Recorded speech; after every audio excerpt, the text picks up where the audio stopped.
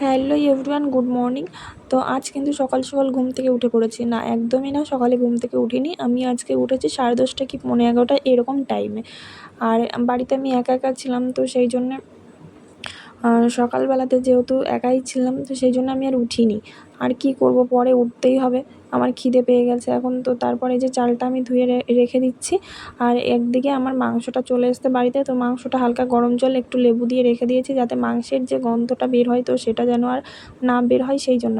আর আজকে কি হয়েছে যেন, আজকে আমি সব কিছু আমার গোছানো কমপ্লিট হওয়ার পর ওস্তাদি মারতে গিয়ে আজকে হাতটা কেটে ফেলেছে। আর হাতটা কেটেছে, বেশ ডিপ হয়েই কেটেছে।